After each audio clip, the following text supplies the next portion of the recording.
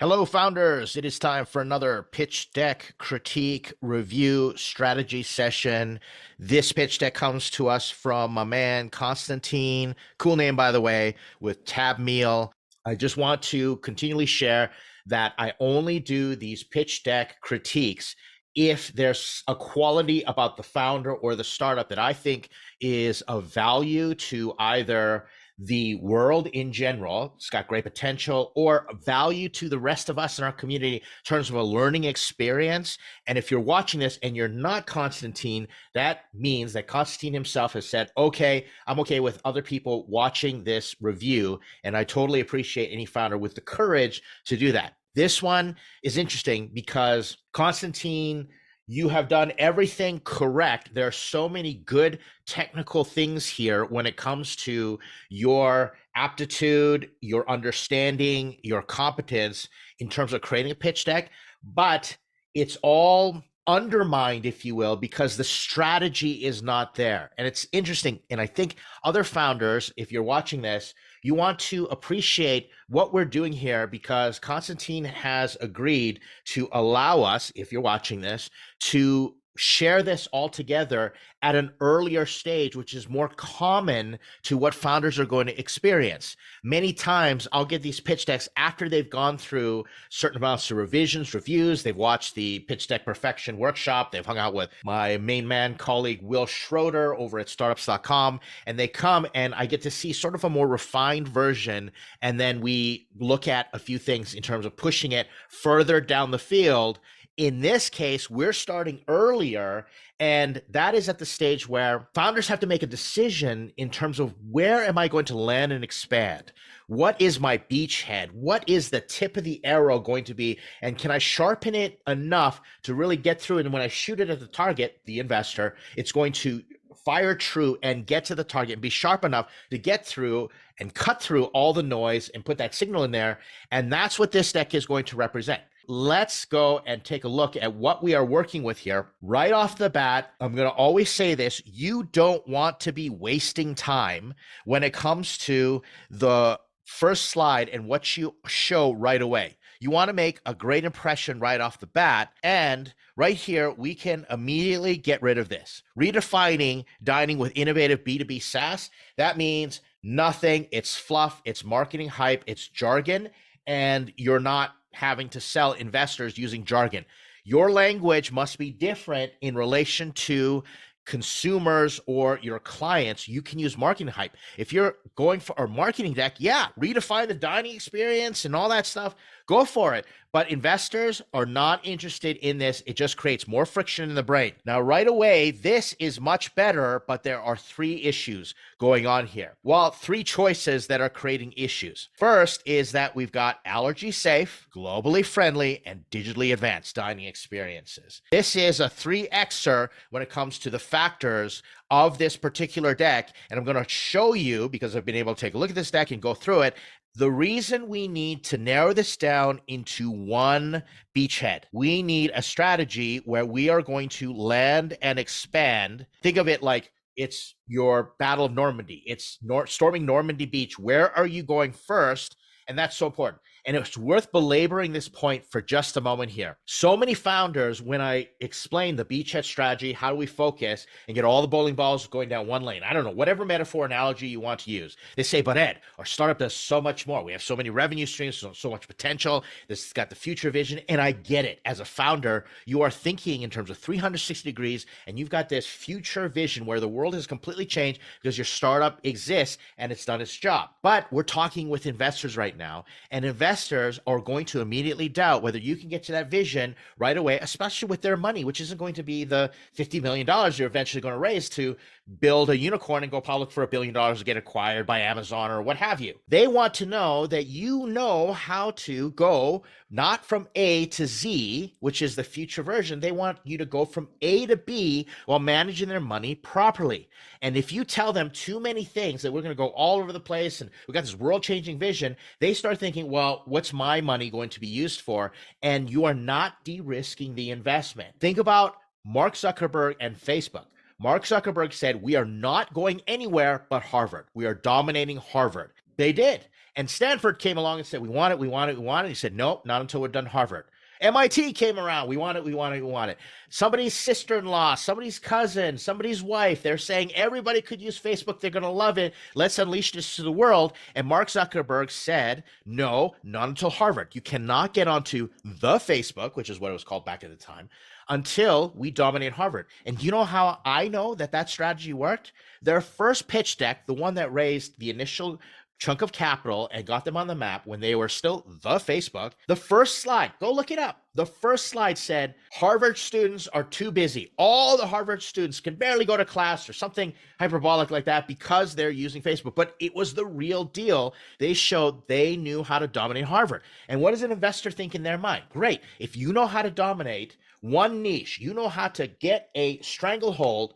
Well, Facebook could have just become the world's best university or Ivy League networking software. That would have been just as good, right? It wouldn't have been the massive behemoth that is Meta right now. But at least investors said, we trust that Mark Zuckerberg knows how to dominate one university. If they can go and dominate one university, they can dominate every university. It's the same thing. If you can go get one customer and make them super happy, fall in love with your product, get them to pay you $1 and get them to tell one other person, you've got the makings of a massive, massive company. But so many founders go out there and say, I want to try and make 1,000 people happy. And think of it this way. It's like if you had 3 buckets of water and you were going and you were saying, all right, I got a little cup and I'm going to run to the well. I'm going to take 1 glass of water. I'm going to fill each bucket one at a time because that's the market that you're trying to reach. How long is that going to take to fill those 3 buckets? It takes a long time. And investors sitting there going, that's my money that they're using for all this wasted efficiency. The time, how long is that going to take? Instead, you can tell investors, we know how to fill this 1 bucket and dominate, and that's going to be a ton of value.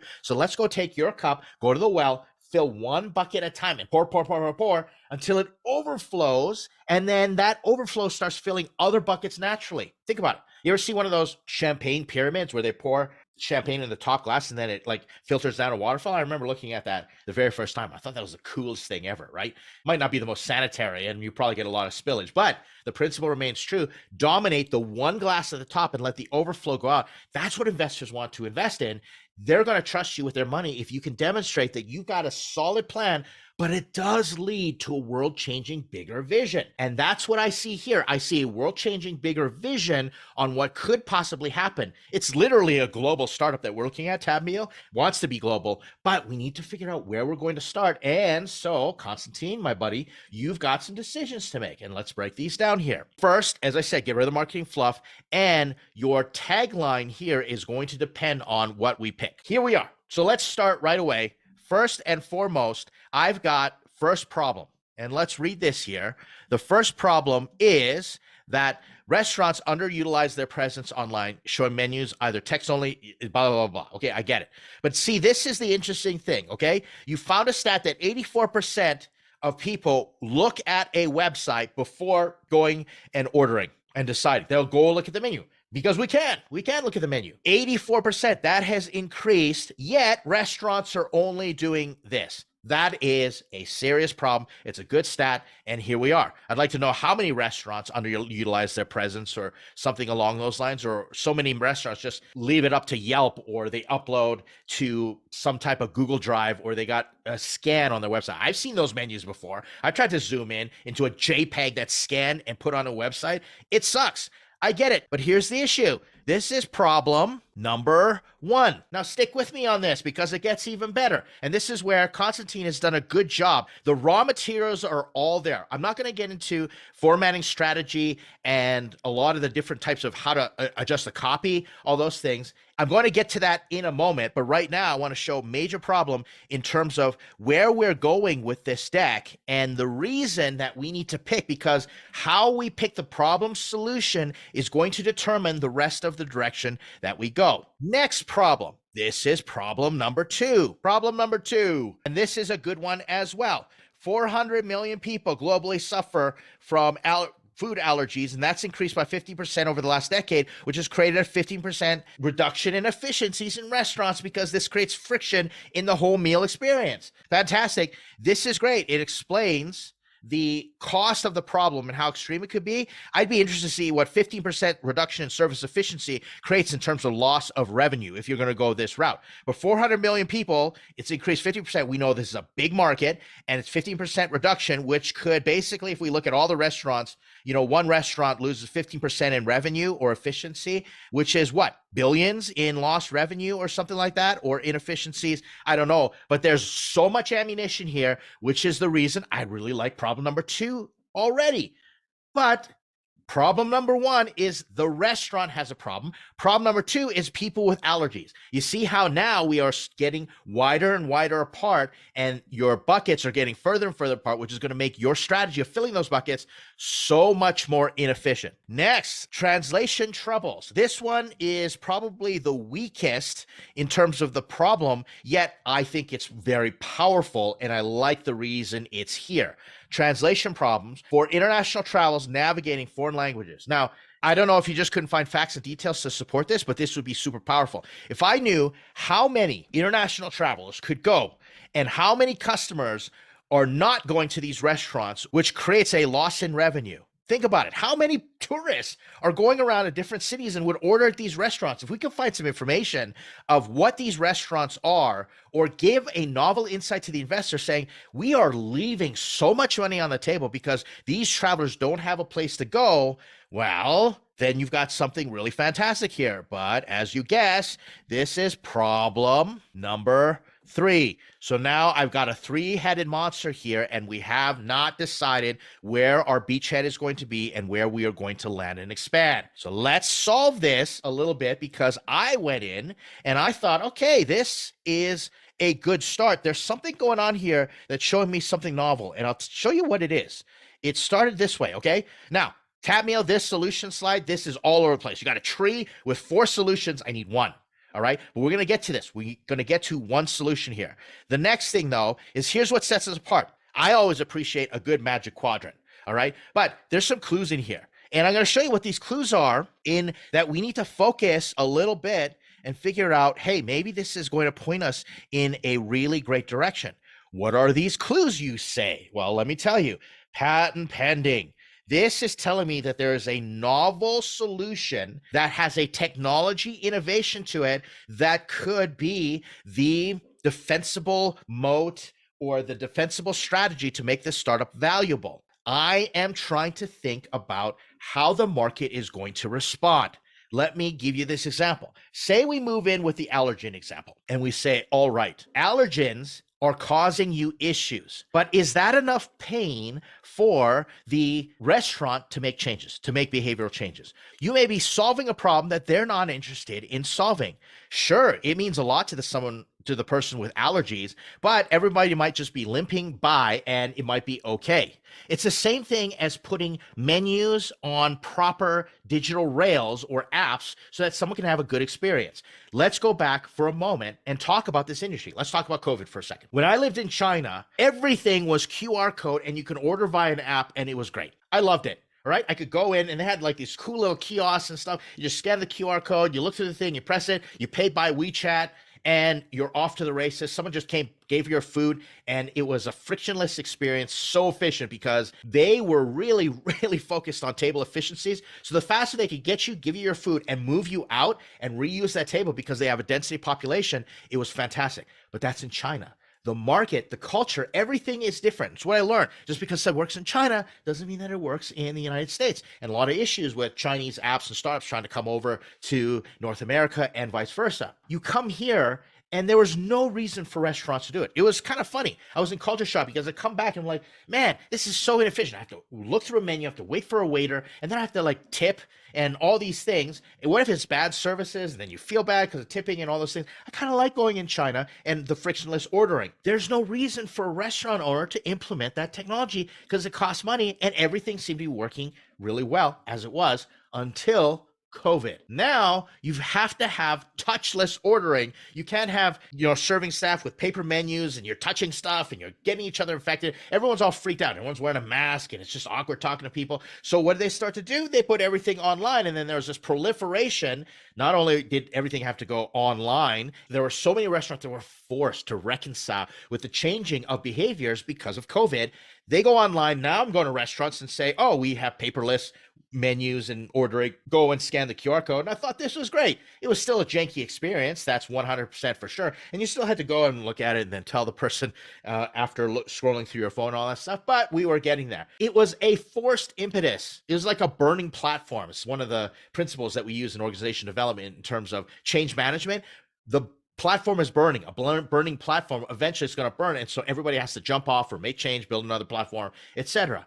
Let's go to this whole allergen awareness feature. Unless there's enough pain for the restaurateurs or the restaurant owners to actually implement this technology. For example, let's say there's a big rash of lawsuits and all these people died because all these restaurants were revealed to have really crappy allergen reporting or disclosure practices in their menus, all that stuff. That whole fine print at the bottom may contain peanuts was not good enough. So all these people die, and then suddenly laws are passed. It goes all the way up to, I don't know, the Supreme Court and then Parliament and whatever government that you're in. And there is a regulation that's being passed down that if you do not comply with this, you're going to get fined, lose your restaurant license, all that stuff. Now, restaurateurs and restaurant owners are going to want to change. Is that happening right now? It's not happening.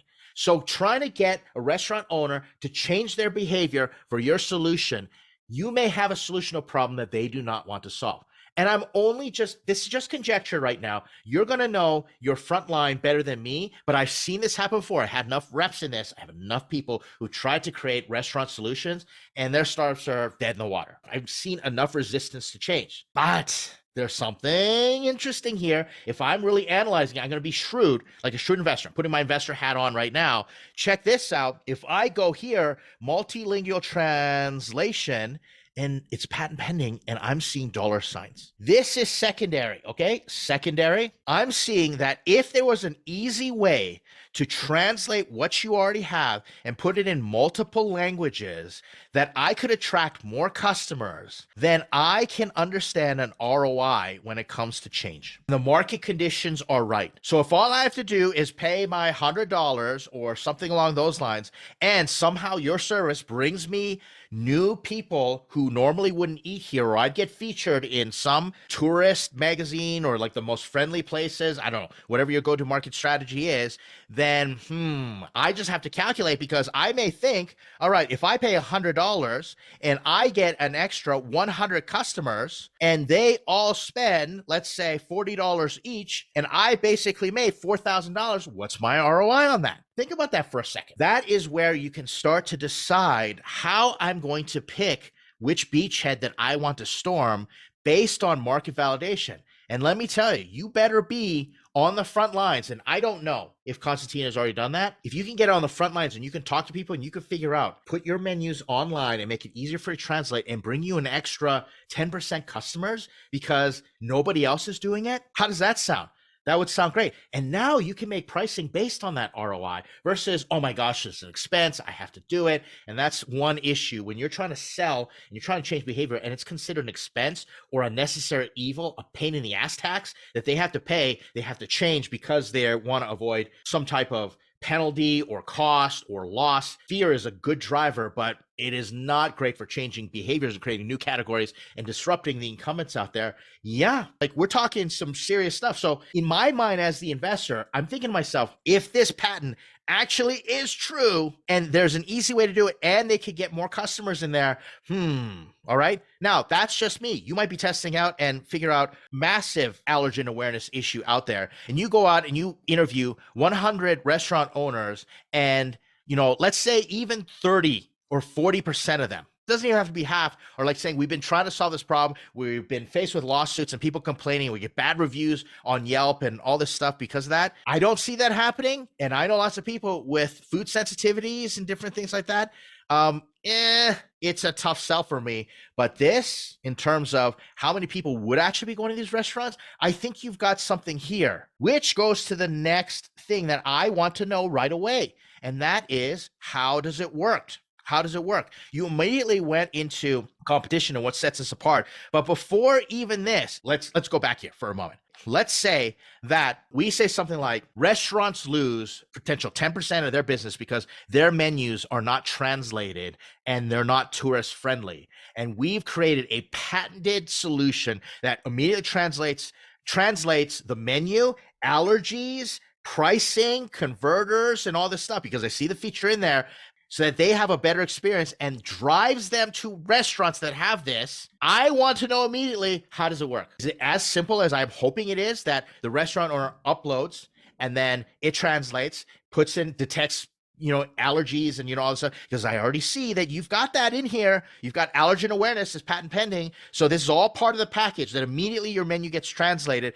and pow, it gets published to Yelp, or immediately says Google when someone's Googling and it says, check out our multilingual menu or something along those lines. Then you're talking about a startup that I'm interested in. Now let's continue. And because I've said all this and we've got 3 problems and we haven't picked our beachhead yet, really what it comes down to is the rest of this becomes moot. But I want to show you something really interesting. Your Tam Sams SOM, now let me warn you ahead of time, and this is wrong. This Tam Sams SOM is wrong, even though the techniques, the competence in which you've created this Tam Sams SOM, I really like and appreciate. I love a good Tam Sams SOM, especially when it shows math and all this stuff. I like it. But the problem is we don't know what the market is anymore. If you look, and I look at this Tam Sams SOM, this is a fundamental mistake that occurs quite often. And that is that if we look at, 1.5 trillion global market restaurants, that is not your TAM. If you are trying to reach restaurants that want to do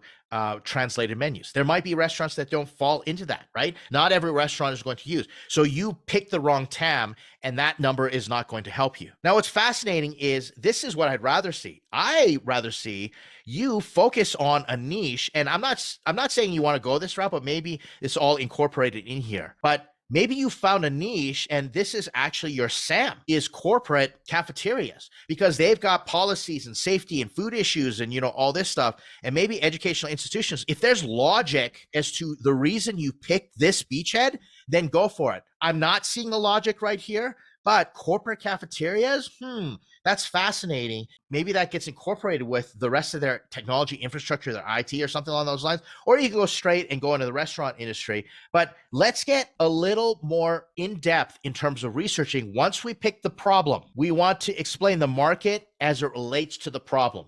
And therefore, we're going to have multiple parts to go through this. And once we pick the problem solution, oh yeah, there's a lot more work to be done. But great thing is that, Constantine, you know how to do your Tam Sams SOM. You just don't have the direction yet. Next, our revenue streams. Let me just make a comment on this. I'd rather have you just say, take this out, and we charge monthly plus upgrades or something like, little service charges or something along those lines. All right, moving along, strategic moves for 2024 and beyond. This is way too much going on. What's my beachhead, etc. Constantine and your IT partner here, I like it. You got one founder and CEO, and then you got a technical person, and this is really good. You got a non-technical, and then you got a technical person, and then this is for all the other founders here, okay? Everybody, 18 years experience in the restaurant business. I really, really like it. You've got this expertise over here, and then you got technical expertise. So very, very solid. Actually, I like this. Don't change this. All right. Roll with it. I think that's super important. Now let's continue. And then financial projections. I don't put this in as far as projections because it's just pie in the sky. And you got a graph that just naturally is going to go up and to the right. Of course it is. If you just make that up, normal graphs go like this. Okay. But here's the thing. Just don't worry about this. Know how to build a financial model. Have that ready. And I just don't. I know some other people, I always get torn. I know some other people say, put in your financial projections, but in a screener deck or initial deck, I don't like it. I like putting in, if we reach our SOM or our focus market, we should be making $100 million a year, something like that. I like that approach a lot better. I'm so torn on these things. I veer towards no, but you may get a different opinion. Here's some other things here. Tabmeal stance is a first and all these things. This is all marketing hype. Don't worry about it. Get rid of it. On top of which, you've got all these pictures and nothing that have nothing to do with food. Where's the food? Okay. Put it in the restaurants, okay? People sitting at restaurant tables. If you're going to use pictures, get pictures of people sitting in restaurants, ordering food, all that stuff. This is a social media user on the cover. Have this person at least sitting at a restaurant table or something like that. You know, just order a big steak or something along those lines, right? So moving back here, then we've got this. So you don't need this slide, and then you got your contact. If you truly have a patented system and you focus it on the problem that patent solve. So don't be a solution looking for a problem. Start with the problem and say, this is the problem that we want to solve. It's a big enough issue. It's going to be worth billions of dollars, and it's something that we can definitely solve with our patented stuff. And here's how the patent thing works. That to me is the strength inside this startup. I want to see the story come out, but not until focus on where you're going to land and expand. That's it for this one. What I'm expecting Constantine to do, and I'm hoping that I'm going to follow up and we're going to show the progression. This would be a great series. So I want to do a follow-up after Constantine picks where's his beachhead, problem solution, and then we'll develop the deck and we'll get to the place where I know he's got a good possibility of getting funded. I already talked to Constantine before. This is going to be fantastic. So thank you very much for everybody who watches these sorts of things, all the founders who've been very courageous in sending me their pitch decks and all the support. If you're with us at startups.com, make sure you go to the Pitch Deck Doctor workshops or check out the online courses and you hang out with my main man, Will Schroeder. He's the one who teaches me how to pitch decks. I've raised over 9 figures of funding in my day, and I thought I knew how to do pitch decks, but I tell people all the time, after coming and learning from Will, I become a Mandalorian, and this is the way. So I just follow that. Make sure you do your workshops, your homework, do your courses, and then send me your decks, and we'll continue to give feedback. If you're part of our communities or any other community that I'm a part of, and you're hanging out with me on social media, do the social media thing, like, comment, subscribe. But I appreciate all the support. I will see you in the next video.